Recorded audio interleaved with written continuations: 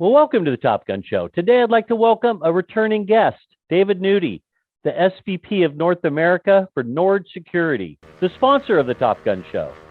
Before joining Nord Security about a year ago, David was the head of channel sales at Open Systems. Prior to that, he was the VP of Business Development of Strategic Accounts for Ariaka Networks. David has over 20 years of experience in sales leadership and business development, as well as an extensive background in disruptive technologies, hardware, wireless, IT, and cybersecurity. David, welcome back to the Top Gun Show. It's good to be back, Steve. It's been a while. I know, man. It's been a minute. It's good to have you back on. Well, what problems are businesses seeing within their security approach today, David?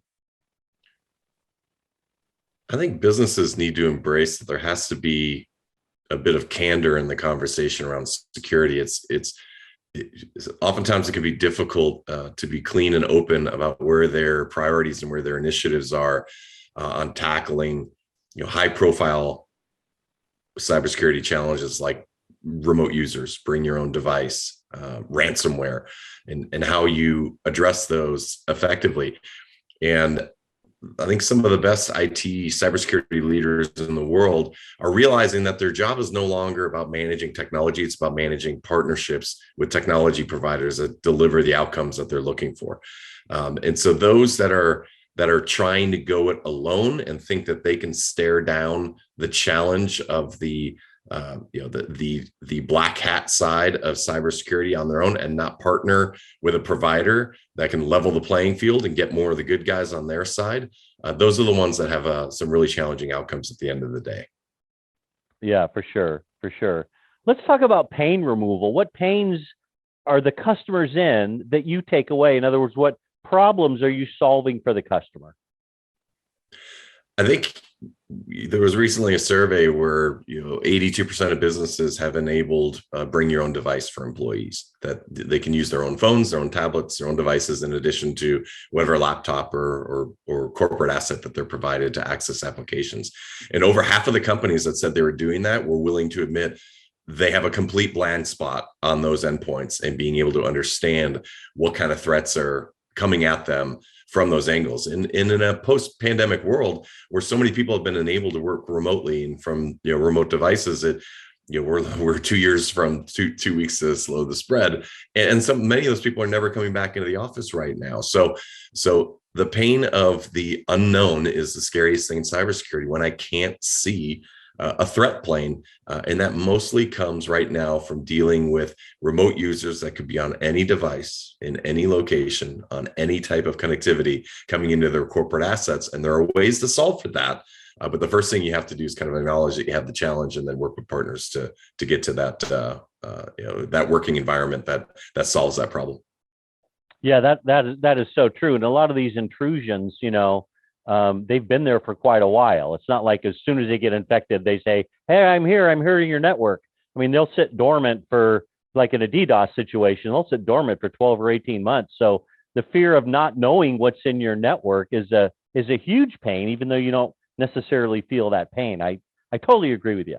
Well, all time. Ransomware doesn't happen on the click of a bad email. It's somebody, to your point, that's been in the environment for 3, 6, 9 months.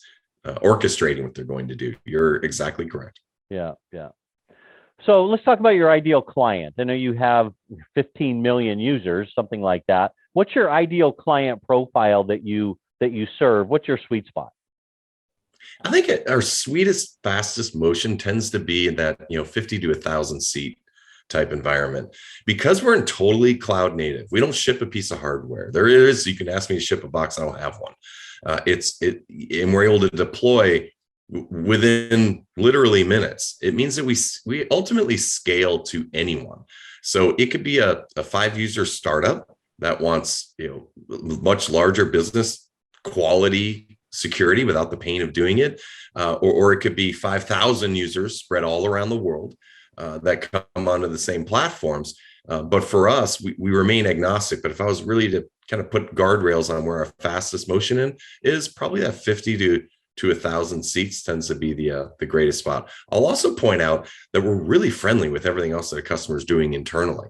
is that we are designed to be an additive to solve a problem for remote mobile road warrior users on all kinds of devices and all types of connections, and getting a policy in front of all of them, no matter where they are. And that coexists very nicely with anything a customer is doing with existing hardware or with a SOC, with managed detection and response, and all of that automation. We don't interfere with those. We actually complement them very nicely. That's good. That's good. You play fair in the sandbox. I love it. Well, let's say I'm a CIO or a CTO of a 50 to 1,000 employee company, remote users all over the country, maybe globally. Where do I start? How does a business start when evaluating their security posture? I think you extend your WAN out to truly what all of your endpoints are, and that includes the users, and then beyond the user, that the identity of that user is all of the devices that they're using to access applications, which are the other end of the network endpoints. And how do you get a single set of policy and rules in between all of those application destinations, whether they're cloud or SaaS or you have them on-prem, doesn't matter, to all of those device types from all of those users that could be on public Wi-Fi in an office.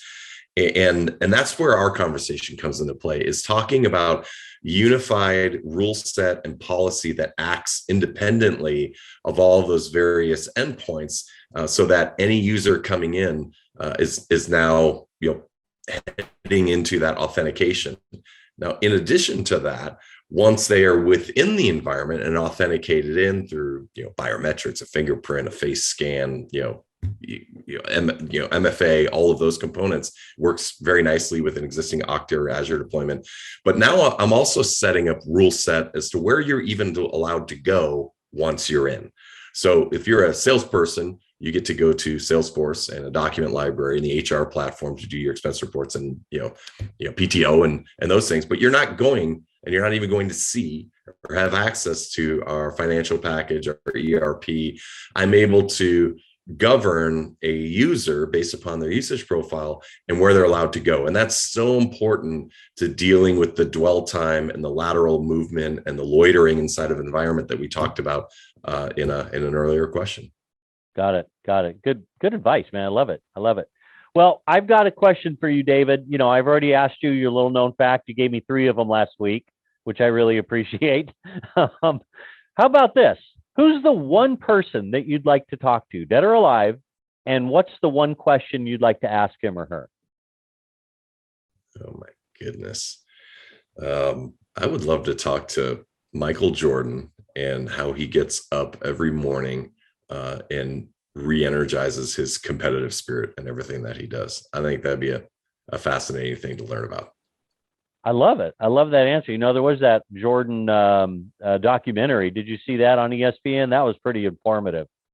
I grew up outside of Chicago, and I know just about all things to Chicago Bulls. So talking with, I was the 90s was a very good decade for me. So that'd be a conversation that'd be an absolute bucket list conversation to have. Well, I'll see if I can get him on the show, and I'll have you co-host, and we'll co-interview him. How's that?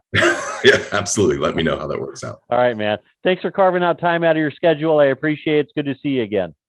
Thanks. Likewise, Steve. Thanks for watching, everybody.